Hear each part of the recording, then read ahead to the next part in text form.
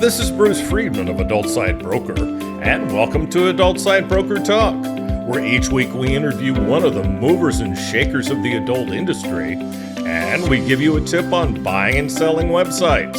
This week we'll be speaking with Anthony Rivera of the LALexpo and AJ Studios.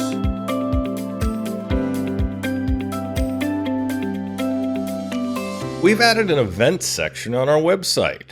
There you can find out about all the B2B events in our industry, and there are discounts on selected shows. Go to adultsitebroker.com to find out more. Speaking of events, I'll be at the XBiz LA show January 13th through the 16th, and I'm looking forward to seeing everyone there and talking some business. Contact me on our website to book a meeting at adultsitebroker.com. To register for the show, go to xbizla.com. And I'm proud to announce I've been nominated for Community Figure of the Year at the XBiz Executive Awards as part of XBiz Honors January 15th. It should be an exciting night, and I hope to see you there. Now time for our property of the week that's for sale at Adult Side Broker. We're proud to offer a diverse and adult-themed social network and dating site for trans women and admirers. The site was established 2 years ago to provide a discreet adult space for trans women and men who love to chat, share photos and videos, and make friends. This niche category, while large, still has room to grow, unlike many others that are oversaturated.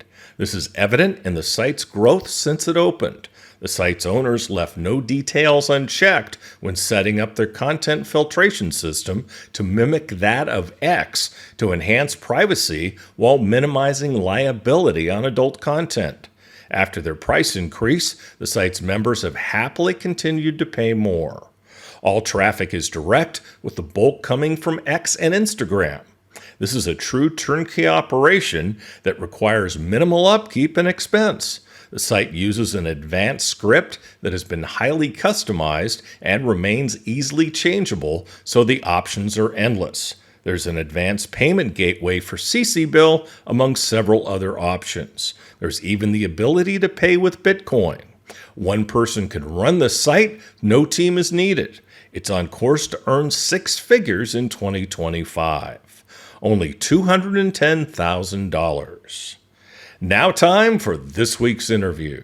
My guest today on Adult Side Broker Talk is Anthony Rivera of AJ Studios and the LALexpo. Anthony, thanks for being back with us on Adult Side Broker Talk. Hey, Bruce. I'm always happy to be back. Love your podcast. Thank you, sir. It's nice to have a fan. So let's tell everybody about you. Anthony is co-founder of AJ Studios, the leading supplier of cam models in Latin America, with more than 3,000 models working 7 days a week, 365 days a year. They are Latin America's most awarded cam company and the biggest studio partner worldwide for 5 top cam networks. Anthony also has the Webcam Lab. It's a 24,000 square foot facility with the first outsourcing service center for the adult industry in the world. Currently, the Webcam Lab has a network of over 600 affiliate studios. Anthony is also the founding partner of LALexpo. Since 2014, LALexpo has brought together the most important companies in the online adult entertainment sector every year, becoming a key hub for the industry thanks to the massive participation of national and international attendees. This year is the 10th edition of the conference. Congratulations, my friend. You made it. We didn't always know that would happen. It's going to be held in Cali, Colombia from February the 23rd to the 26th at the Valle del Pacifico Convention Center. I probably really fucked that up. With each edition, LALexpo attracts a diverse global audience, offering unparalleled networking opportunities, enriching experiences, business growth potential, and valuable connections. In 2024, LALexpo welcomed over 5,000 attendees from more than 40 countries. The 10th edition is expected to be the biggest and most exciting yet. So you're expecting more than 5,000, huh? Yep. More than 5,500. That's our goal. Hey, 10%, not bad. Not especially when you get to that point. So Anthony, what motivated you originally to create LALexpo? Well, 10 years ago, the industry in Colombia was, you could say, where they were like in the beginning stages. So there wasn't many opportunities or platforms to receive comprehensive trainings and how to do things the right way. So not only specifically on the content side, but also in the legal, financial aspects. So after traveling myself to several industry events around the world and meeting with various industry representatives, I kind of got the idea like we need to have our own show in Latin America. So 10 years ago, we started with just a small room. It was a small conference for 500 people. That was our first show. Then I saw the opportunity to grow the market. And now in Colombia, it's among top industries, top countries in the industry due to the number of active models and content creators we have. So, more than 10 years now, we have 10 times the number of attendees that we had in our first edition. That's amazing. That's absolutely. Congratulations to you and your team, by the way. How you guys have been able to do what you've done. It's really a modern day success story. Thank you. Especially with all the pushback you've had, from the government agencies and the like. It hasn't been easy. Yeah, it's been a challenge. It hasn't been an easy road. Like government and all the adverse media and the feminist groups and the church. We have a quite of a hate. How do you call that? Like not a fan club, but the hate club. Yeah. I was at the ultimate difficult one where you actually got shut down. Do you want to tell that story? Yeah, not one of my favorite memories. No. Not one of my favorite memories. Yeah, that was basically we became a political smokescreen for the current mayor at that time in the city of Cartagena. He was going through a lot of negative stuff, a lot of corrupt stories and stuff that he was dealing with. So he kind of saw us as an opportunity to kind of diverse the attention away from all his shit and try to play the whole savior, saying that he wasn't going to allow like a porn convention and a bunch of degenerates visit his city and all this crazy stuff, which at the end, he didn't even have no idea what our event is about. Nor did he care. Strictly a business event. Yeah. So he wasn't able to do anything in the legal aspect. Like he wasn't able to cancel the actual event like in a legal way. So he ended up just the second day, the event, just blocking the entrance to the convention center and sending the police. And I was there. It was quite a scene. but there was a happy ending, which was a week after this whole happened with us. He got arrested. I remember. I think he's still having a good time in jail. I'm sure Colombian prisons are lovely this time of year. Yeah. I'm sure never been to one, so I can't talk firsthand experience. But I'm sure he's very popular. I think it's awesome. Yeah, I was there, and I remember it was quite an experience, and I felt so bad for you because you had this wonderful event, and God, I was just blown away walking through. It was my first time there, walking through the convention center and seeing everything that was going on. I had never seen a show this big. I don't think I'd seen a show. I would say I've only seen one show that's probably as well put together, and that's Tess, and that's really high praise, as you probably know. Man, it was amazing. And then to see what happened, it was just like, okay, well, we had a good time anyway, and you were able to salvage things, having some events at the hotel, some nice lunches and things like that. So, hey, it was still a really nice experience, and boy, did you recover, man. Yeah, we had to improvise a little bit at the end. Yeah, we were able to figure some stuff around, do some finalize some presentations at the hotel, and we were actually able to do the award show and the closing party at the convention center, which we had to do. Yeah, so. I remember. So at the end, yeah, it was a hiccup, but yeah, that's when we went back to Cali. I remember. Yes, Cartagena. Ooh, quite a place. So after all these years, what's been the most memorable moment for you? Maybe other than what we just talked about. Well, I mean, each event holds good memories in general. The first ones, as we just discussed, were a little bit harder. Just starting, learning as we went. But I always remember, in each event, we learn from each event. So there's always learning lessons. But the most memorable, last year, not this year, I'm sorry, our last event, which was this year, 2024, February and March. Yeah, so this year, the last day of the event, it actually coincided with my birthday. And my wife surprised me on the main stage, the closing party, over 5,000 people singing happy birthday. That was pretty unforgettable. Nice. You got quite a wife. She's as sweet as she is beautiful, and boy, is she beautiful. So LALexpo has been a landmark event in the adult entertainment industry. What do you think sets this event apart from others in the business? Well, our event brings together a wide variety of companies. So, we provide a space for everyone involved to participate, everyone in the industry, which I think that could be like a difference compared to other events that are more focused only on platforms and only on affiliates. So, at LALexpo, we have platform studios, lingerie, toy companies, payment providers, technology distributors, architects, even professionals from the medical field, such as dentists, surgeons. And we also have participation of government entities.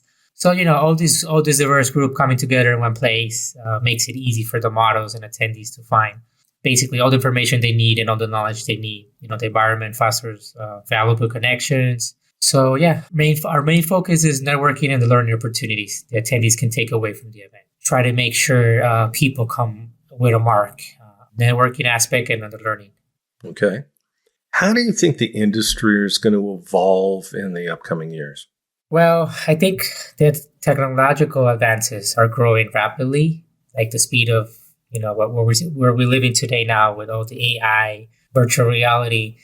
I think that's gonna push, not only the industry, but the world to adapt to something entirely new. So, and of course, and the content creation is the webcam industry. It's not, it's not going to be apart from that. I also think that the people, society in general, are starting to view our industry as a legitimate peer.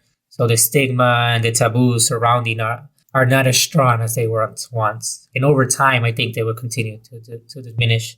So the shift opens doors for collaboration and creates more opportunities for growth. Mm-hmm. Okay. What's your take on all of the age verification stuff that's going on? Well, I think we have to find like a middle ground, meet in the middle with all the regulators and the governments. They're trying to push these laws. They're doing it from their perspective, and they don't really understand very well the industry.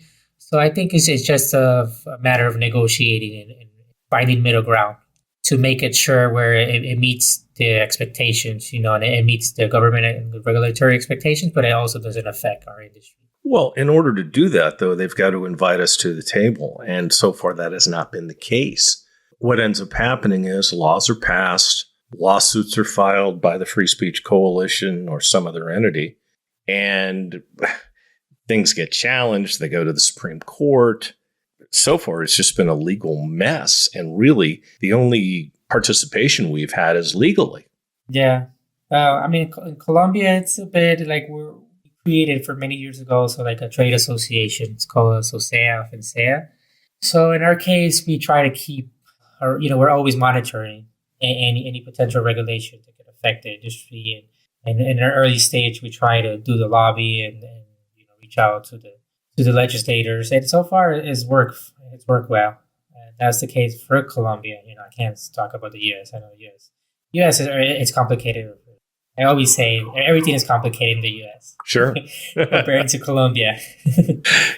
Ain't that the truth? Well, and most of these politicians, they're not doing this for the kids. They will say it's for the kids, but they're doing it to hurt us, to get rid of porn. And that doesn't just affect the U.S. companies. That affects everyone. Let's face it, your cam studios. Yeah, our user base are global. Yeah. So, yeah, it does affect everyone, like just about everything that happens in the U.S. So have you considered expanding LALexpo to international markets?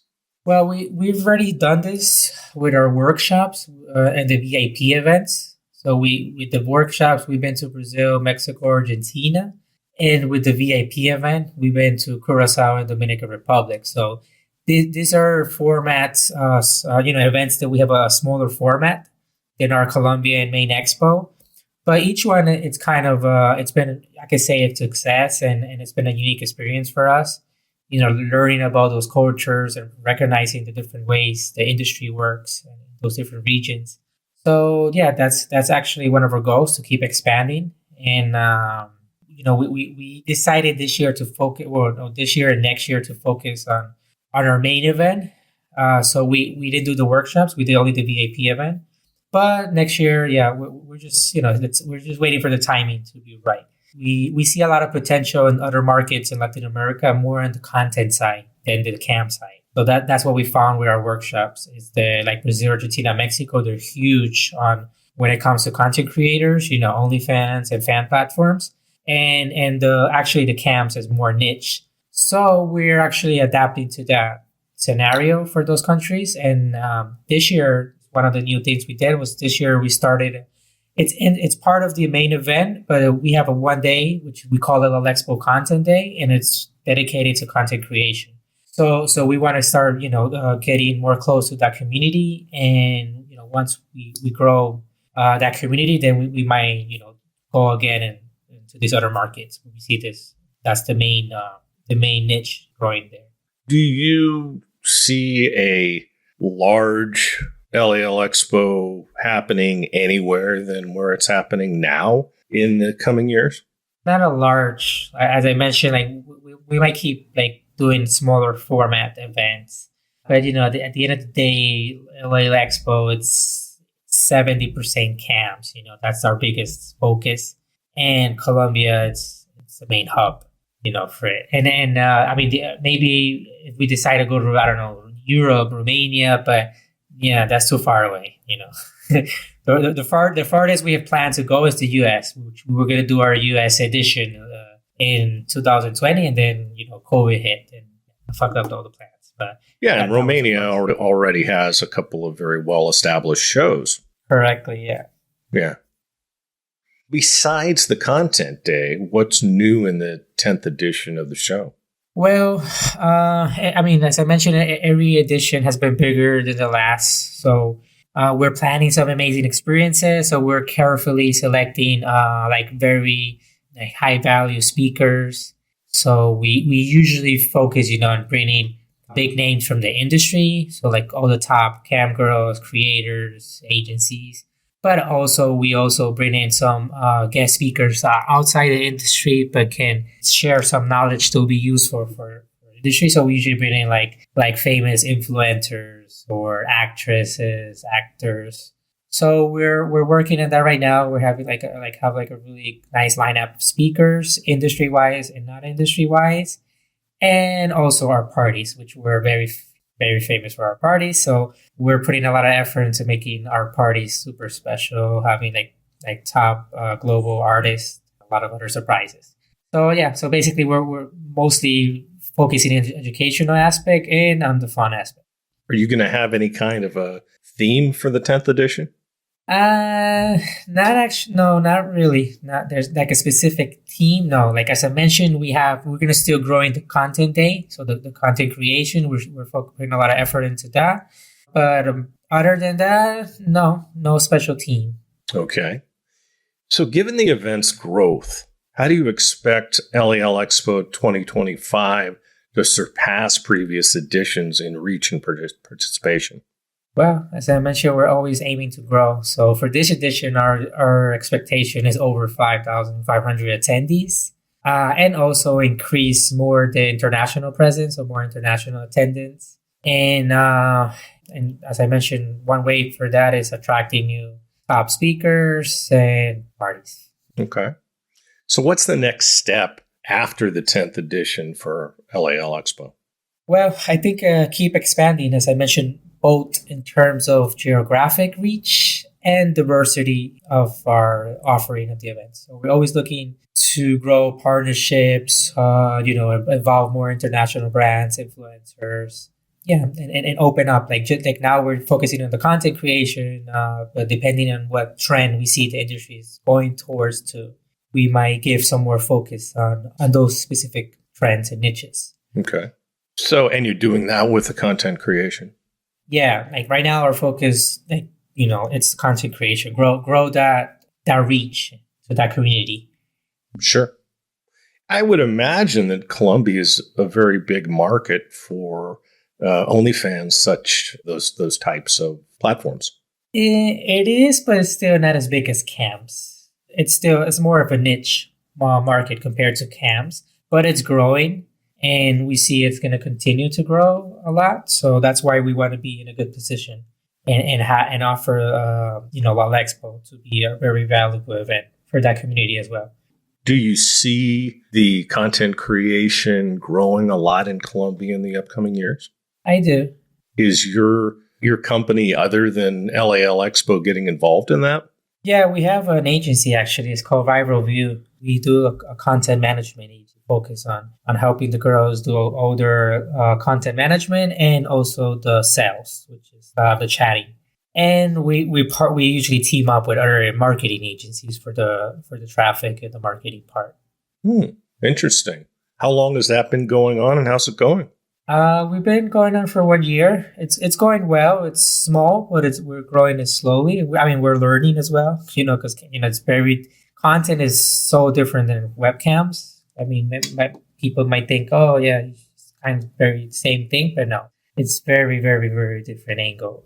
So we're kind of learning basically with the new project. And as I mentioned, we decided just to focus on what we know better, which is management, content management, and let the marketing for other companies.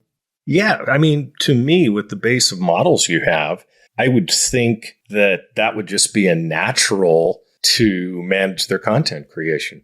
Yeah. It's not like a huge percentage that crosses over. Like it's more of a niche because that's when we first, this OnlyFans and this fan site started popping up and getting a lot of strength. Like initially we were kind of scared. Okay, is this gonna hurt our industry, and is this gonna kill the studios? But no, what we saw is that OnlyFans basically has broadened the acceptance and visibility of adult content creation in general. So it has brought in more audience, it has brought in more users. While it brings in for content, then a lot of those users also get familiar with cam sites and cam models. So we actually seen it as a positive phenomenon for us. And many webcam models use OnlyFans as an additional platform to diversify their income. And they love the flexibility they create, with the subscription model, etc. But still, like the users that want to find that interactive experience, they only find it in cams. They're not going to find it in fan sites. That's very true. But I mean, what OnlyFans and other platforms like OnlyFans has done is it's brought so many more performers to the industry. At the same time, it's brought a lot more customers to the industry, and that's got to help live cams, right?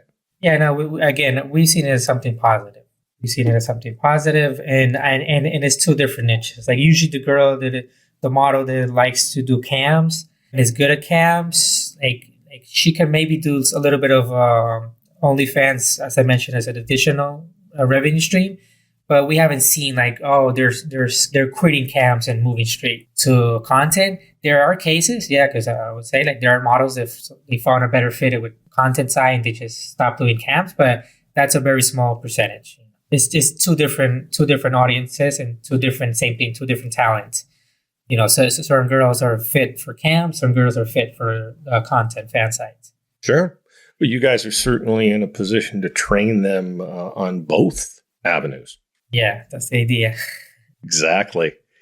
So you're also very much invested in the webcam industry with your studio.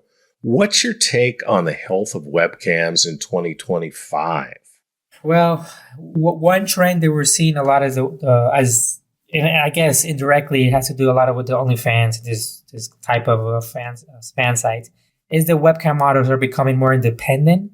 So that has significantly impacted the role and the importance of traditional webcam studios.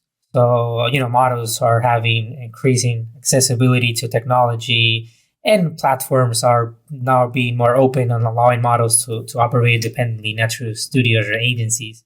So the models basically are having the reduced dependency on studios. They're preferring the flexibility of working from home, which that doesn't happen when they work for a studio because they're set shifts and rules.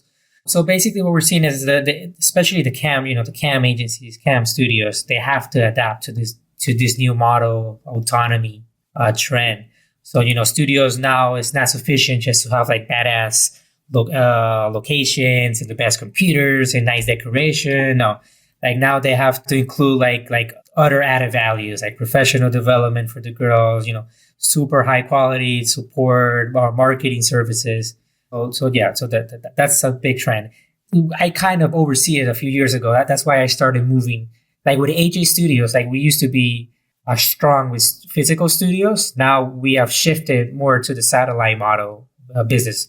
So like actually biggest part of AJ Studios now is the network of models that work from home, but we support them. They want to have the independence, they want to have the flexibility, but they still want to know there's somebody behind them, support them, to help them in anything they need, any issues they run into. They want to know they have somebody to go to. So we kind of saw that trend coming a few years ago, and we started shifting a lot, focusing in more in the not independent, but we call them satellite models. Models that work from home.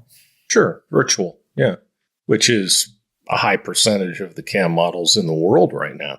Yeah. And the conditions change, nowadays, 10 years ago for a model to afford living in her own apartment by herself, like a young age, that wasn't so feasible, or getting like a super good fiber optic internet, like in a residential property wasn't possible. So there's a lot of things that have changed and it has made the conditions easier for models to be able to work from home, basically. Has the infrastructure in Colombia gotten a lot better? Yes, it has. It certainly has in Thailand. This president is not helping a lot, this new one, but in general, it has. It's a shame when you've got politicians that aren't very advanced. Yeah. Tell me about it. But in general, no, we feel good. Like as a country as a whole, there's been a lot of improvements. Have you lost a lot of your cam models to them just going out and doing it on their own at home? No, because as I mentioned before, so in general, and it still happens, like the majority of cam studios, they see it as a trend. Oh, a model wants to go work from home. Like, if a model brings that up, you know what? You just leave and I don't want nothing to do with you. And that's it. They terminate the relationship. Instead of doing that, like we told them, okay, you want to work from home? Okay, we'll help you. What do you need? So we kind of try to work with them, and that way they still remain affiliated to the company. Of course, we make it also attractive, so we bump the percentage big time. Versus working from a studio, working from home. So we try to put together a system where we make the girls feel like they have their independence, but they have the support and the help. One of a company like ours, so. Like a percentage of models, they're working from home to decide maybe for some reason, oh no, I don't even want to be a satellite model, but I want to be 100% independent. In our case, we haven't seen it. It's like they feel comfortable with the services that we offer them and the support. How do you guys set yourselves apart from other studios in Colombia? I've seen recently some negative publicity about how some studios treat webcam models. I just saw an article yesterday. How are you guys able to set yourselves apart? I think it's basically running it as a company, as a serious company, making sure taking care of your models. As you mentioned, there's been some media. There's been an article, not an article. It was like a study that one of these nonprofits. I don't remember the name. Yeah, they're doing about it. It's been some negative media about the studios here in Colombia. Which I can say, like, a lot of it that in the article is true. A lot of that is actually happening. There's a shitload of shitty studios here in Colombia who abuse the girls and don't provide any value. We have a lot of haters over the years because, as I mentioned before, we started the trade association, Asosea. And one of the aims of the trade association is to work closely with the government on shutting down all the illegal studios and the studios that don't meet minimum requirements, minimum requirements to operate on the legal aspect, on the labor aspect. And So that's like the long-term project with the trade association, is to be able to actually control and oversee the studios that operate in the country are doing things the correct way. You better wear a bulletproof vest out there. You are in Colombia, by the way. I know. That could be a tough country. I'm just walking around in Cartagena. I tell you, those streets were a little rough. Yeah, but yeah, we do things. We know how to do our things. You get by, huh? I understand. It's part of growing up there. I'm sure, is you understand how to stay standing and breathing. Yeah. So, what's the latest with the Webcam Lab? Webcam Lab, we were actually focusing on growing our network of studios. So we opened up a new office, a local office in Colombia, because we have it by territories. So we just opened up a new office, and we're putting in a lot of effort into AI, more on the analytics side. So we have our affiliate studios. We provide them with an ERP system, a management software. They get, by being part of our network, they get a management system where they can see track in real time stats for other models and different tools, that is useful for them. So we're putting in more effort into that, like improving our software, including some machine learning and AI algorithms to make it more useful and of value. So that's kind of where we're focusing more, like tools that will impact our whole network in general. Help to make more money. That's the name of the game. What do you think is ahead for the webcam business in the coming years? What's ahead? Well, a little bit of what I mentioned before, the whole trend of the models becoming more independent. So the role of studios, like little by little, like they're losing strength. And actually, we're seeing that a lot in Romania. Like Romania, from what it used to be a few years ago, like the studio scene, it has been, changing a lot. So basically, what I'm seeing now is more of the trend of virtual studios. As I mentioned before, studios that are not having the girls working, coming to the locations, but actually supporting them remotely and providing them different services and different value that we find, very different than what we find in traditional cam studios. I see a lot of that. I see a lot of. A lot of growth and maybe a crossover collaboration with the fan aspect. When we can see it already. A lot of the campsites are launching their own fan kind of versions of fan sites and fan platforms. So that's a big trend that we're seeing as well. Because of course, they're seeing all their models or the traffic is shifting to all these platforms, so they're deciding to do their own. And I think the even though the VR still hasn't really stick in our industry on cams, I see it like once technology gets more massified, I see it's also like a huge complement for cams. Why do you think VR has taken so long to take off on the cam side? Well, I think it's still of a niche and still of a luxury on the consumer side. Not a lot of users have the headsets, and to have the full experience, you have to have like the latest, the best headset. And that keeps changing. Yeah. So it's kind of like cell phones when you started. Only certain population could afford and could afford to have the best ones, and I think that's the same thing. It's going to be changing. It's going to get more massive, and when that happens, then I see that's an opportunity in webcam. I'm still waiting to see the mass acceptance of VR that I expected 7-8 years ago when I first started seeing it coming into adult when people were doing demos at shows. It's been that long, if not longer.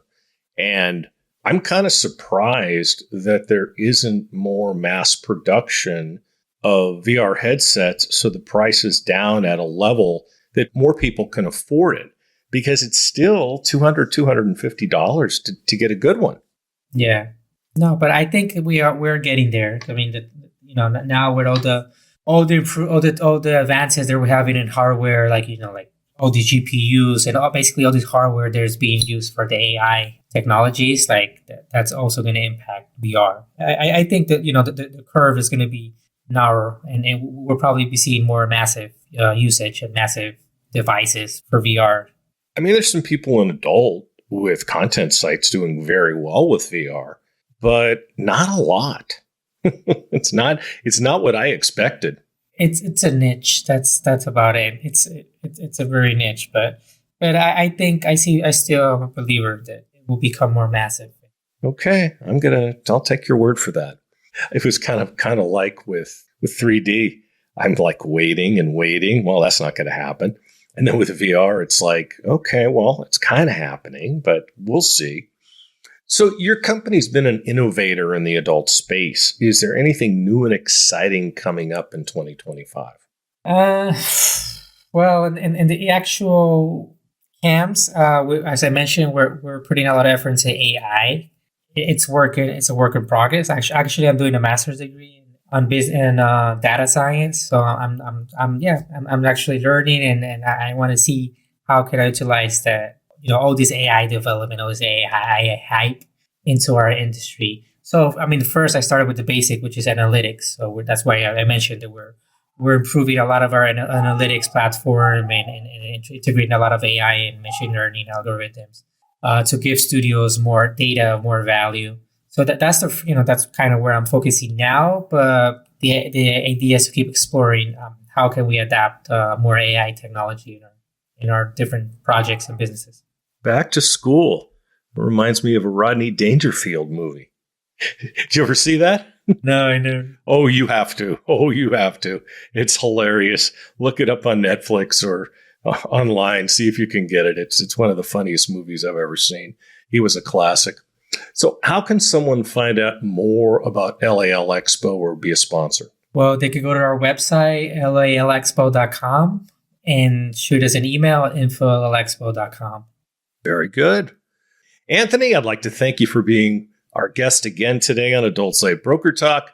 I hope we'll get a chance to do this again soon. Thank you, Bruce. Always a pleasure to be here.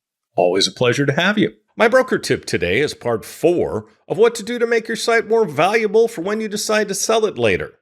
Last week, we talked about keeping your site up to date and making sure everything works. Next, find new ways to monetize your website, such as sell advertising. If you've got a free site like a tube, that's the best way to monetize your site. If you have a tube, another way to make more money is to sell premium memberships. Offer free users one level of content, and for premium users, you can do things like give them higher quality or longer videos or both. You can also make the site ad-free for premium members. Start an affiliate program. If you have a pay site, this is a great way to increase your quality of traffic and get more joins. With all sites, you can figure out other upgrades and products you can sell to your users. Pay sites can also sell pay-per-view, where people have the option of paying by the scene for content they can't get on the site. This is also another way to charge users as opposed to a monthly fee. Sell them other products like toys and novelties. Market your business. Do things to improve your search engine results. There are some great SEO consultants out there who can help you get higher search rankings in Google. If you want some recommendations, contact us on our site. List all the benefits of your site and your marketing and how they affect the user. And of course, hire a great marketing consulting firm such as Adult B2B Marketing, which we also happen to own. We'll talk about this subject more next week. And next week, we'll be speaking with Rob Bast of Corpay. And that's it for this week's Adult Site Broker Talk. I'd once again like to thank my guest, Anthony Rivera of the LALexpo. Talk to you again next week on Adult Site Broker Talk. I'm Bruce Friedman.